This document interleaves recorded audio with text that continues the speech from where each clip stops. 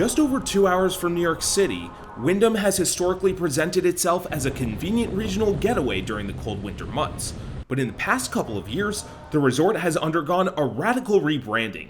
Gone is the locally oriented nature and wide appeal that guests might have found in years past, and in its place is Windham Mountain Club, a resort that now aims to attract the movers and shakers of New York City, and has made no secret of catering to folks who will sign up for a club with an entry fee of at least $200,000. So if you're not rich, is there any reason to visit Windham these days? Well, in this video, we'll go through Windham's overall mountain experience, and then we'll go through how the resort stacks up in our overall rankings. Let's jump right into it. With 285 acres of skiable terrain, nobody is going to be mistaking Windham for a massive mountain. But it's not exactly a small hill either, and although trails generally feel similar to one another, the resort offers a fair range of terrain for various ability levels, from first-timers to more experienced guests. The resort is family-friendly, and while there are a few distinct mountain pods, and some traversing involved to get to some of the furthest out trails, the singular base area makes it difficult to get truly lost. However, there are some caveats to Windham's advertising. While the resort claims a vertical drop of 1,600 feet, which would tie it for the longest advertised skiable descent in the Catskills, our measurements have shown that only 1,414 of those feet are skiable by lift. In addition, the bottom 65 feet or so are below the main base and reserved exclusively for Magic Carpet bunny hills, so in reality, most resort guests will only be skiing or riding a vertical drop of around 1,350 feet.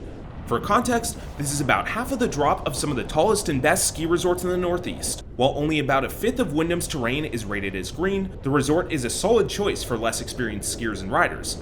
The Whiteway Chair is dedicated to beginner terrain, while the Wonderama and East Peak lifts both serve one green trail each.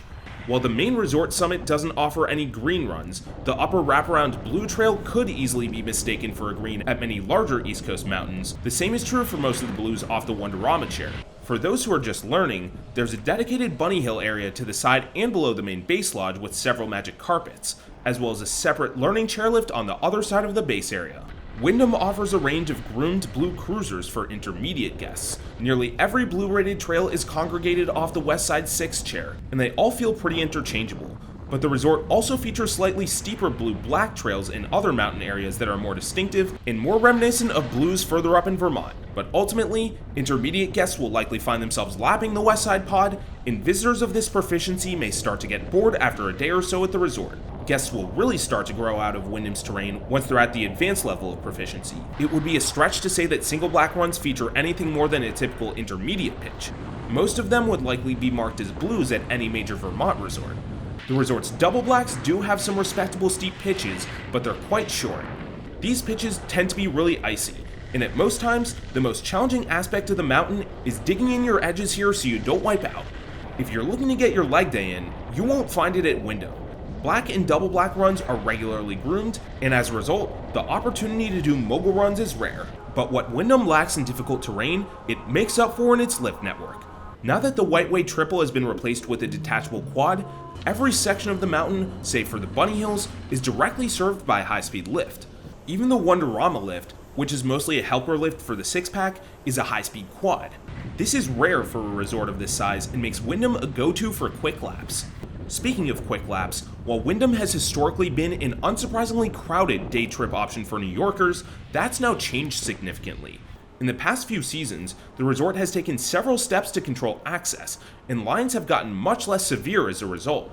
In fact, with the most recent access changes, which we'll touch on later, lines are expected to be even lower this upcoming season. That said, the resort isn't going to be completely empty on weekends, with popular youth racing programs attracting several families from around the region. Still, taken in combination, Windham's fast lifts and limited crowds are probably its strongest asset. But not quite as strong as Windham's lift network is its snow. As is typical of the Catskills region, the resort receives unexceptional natural snowfall throughout the winter and relies heavily on snowmaking to operate. On the plus side, Windham's snowmaking capabilities have improved quite a bit in recent years, and the resort now has some of the best operations in the Catskills. The resort is usually able to get every mountain zone open by the course season, typically with some flavor of every terrain difficulty, and it employs extensive grooming to maintain quality slopes. However, Windham is not immune to the variable natural weather conditions of its southeastern New York location, and freeze-thaw cycles are regular occurrences. Even rain spells aren't out of the question during the course season, and it's to the point where thin cover and bare spots can happen even in the most reliable months. Windham can take quite a while to recover its slopes in the event of these unfortunate weather conditions, so booking an in-advance trip, especially in December, early January, or March, can be a somewhat risky proposition. These days, one of the most interesting parts of the Windham experience is stopping in for a break. And by interesting, we mean that it's probably the element that's changed the most in the past few years with the resort's new upscale moves. The main place to stop in is the Base Lodge complex, which has a more casual cafeteria on the main floor and a fancier bar and restaurant on the top floor. There's also plenty of outdoor seating, as well as an umbrella bar on the main patio. And on weekends and holidays, there's also a mid-mountain lodge with a public cafeteria, as well as a coffee shack at the top of the six-pack. The main cafeteria has been renovated in recent years, and it now looks a lot fancier than it used to be. In fact, we'd argue it's a downright pleasant place to co-work if you can make it up there on a weekday. But the downside is that the cafeteria pricing is arguably the most outrageous of any ski resort we've ever visited. A simple order of chicken tenders and fries costs $29.50, and that includes a 10% mandatory gratuity automatically added, something they don't disclose until you reach the register. The food quality is standard cafeteria fare, but even if it were the best chicken tenders and fries in the world, the value is absolutely indefensible.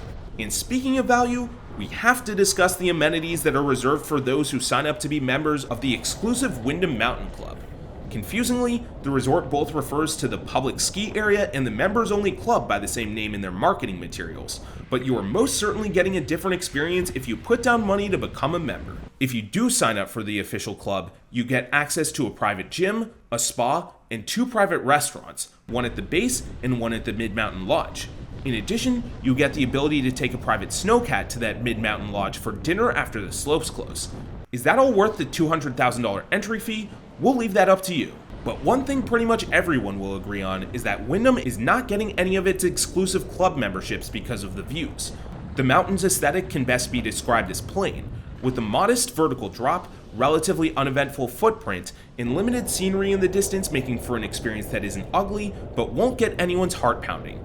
If you want good views or a mountain with interesting natural features, there are better options even elsewhere within the Catskills. Perhaps the biggest change specifically for the 2025-2026 season is that Windham is no longer part of any multi-resort pass product. The resort was previously a member of the Ikon Pass, requiring reservations that were so limited that it was effectively unusable on weekends and holidays anyway, but now it's ended that affiliation officially. As a result, the only way to access Windham these days is to buy a lift ticket or season pass. Notably, Windham is the first ski resort to leave the Ikon Pass in the product's 7-year history. Perhaps the most attractive part about Windham is how close it is to New York. The mountain is approximately 2.5 hours from the New York City metropolitan area, and even closer from some New Jersey and Westchester suburbs. Bus services exist between the town of Windham and New York's Port Authority bus terminal, typically leaving New York daily around 8:30 a.m. and departing Windham around 4 p.m. Additionally, several private New York City area ski clubs run day or weekend trips to the resort, and these can be a great way to get to the slopes if you don't have a car. And it's worth noting some of the decidedly unique ways Windham advertises that guests can get to the slopes. Now that it's a private club, it mentions on its website that visitors can reach the resort by helicopter or even boat. While many Windham visitors will only be driving up for the day, several lodging options exist both on site and close to the resort. The resort offers a variety of ski and ski out accommodations near the base, including some very fancy condos, but these are quite pricey. With the move to its Mountain Club rebrand, the resort now offers full club amenities to those who stay at the outpost and mountainside accommodations, including the spa, gym, and restaurants. If you're on a budget and you're still planning to visit here, cheaper inns and motels can be found within a short drive of the mountain. As a mountain that's historically been day trip oriented in nature, Windham is fairly sleepy once the sun goes down. That being said, there are a handful of bars and restaurants to explore after a day on the slopes, and the public bar at the main base does often have live music after the slopes close. So Windham comes without some of the major issues, including amusement park level crowds and over-commercialization that plague several nearby competitors. But it can't boast the natural snowfall, acreage, or terrain diversity to beat out the true East Coast destinations. And the Windham argument completely falls apart when you factor in lift ticket pricing. Off-peak weekdays can go for as low as $115 during the course season, but that's already pretty expensive for this quality of resort.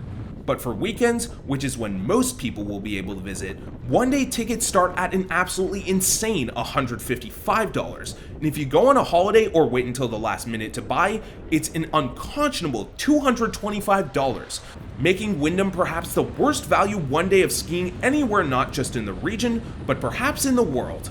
Now that Windham doesn't offer any alternative pass access, choosing to visit, unless maybe you have a season pass, effectively means tossing out any reasonable financial judgment in planning a ski trip. And in moving to its member-first business model, that's probably entirely by Windham's own design. Now let's go through how Windham stacks up in our overall rankings, which are determined by the following 10 category mountain score. Windham tends to see so-so natural accumulation that's typical of the Catskills, and the resort gets a 3 for snow. Windham's location makes it highly susceptible to adverse weather effects, but its snowmaking system is pretty effective, usually allowing the resort to have some flavor of terrain open for all trail difficulties besides glades, and the resort gets a 5 for resiliency. Windham spans a 285-acre skiable footprint in about 535 acres from boundary to boundary, getting it a 3 for size.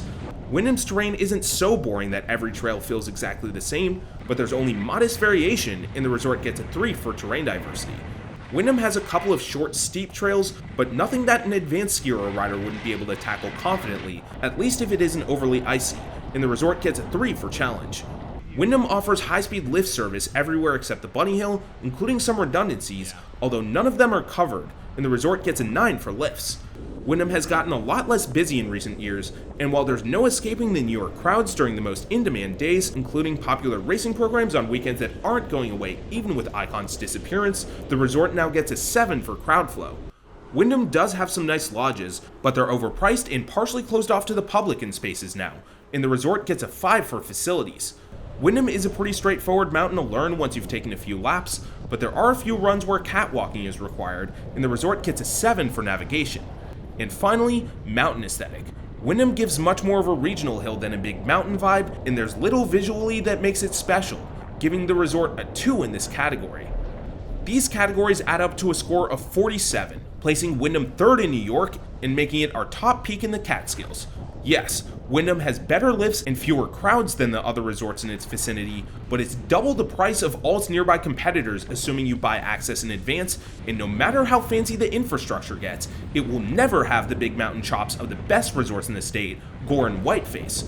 Ultimately, Windham is a better overall experience than its Catskill brethren because of its lack of lines, but it's a far worse overall value than every other ski resort most people will ever visit. But if you're looking for East Coast skiing and riding that's not a bad value, we've got you covered. Join us on our PeakHouse, Vermont, and Maine trips this upcoming season, where we'll be visiting 2 eastern ski resorts that are actually good, Sugarbush and Sugarloaf. We've fully rented out a hostel in Vermont and a chalet in Maine, prepared meals in a fully stocked kitchen, and coordinated transportation to and from major East Coast cities. And best of all, these trips come in at a price that's pretty much equivalent to 3 days of lift tickets and meals at Windham, despite including transportation, meals, and lodging. If you're looking for a long weekend adventure this winter, you don't want to hop on a plane, and you're looking for the gang to do it with, PeakHouse East Coast trips are for you. For more information and to sign up before all the spots are gone, click the link in the description below. For more information on Windham and over 100 ski resorts around the world, check out peakrankings.com. Special thanks to our Peak patrons, and see you for the next one.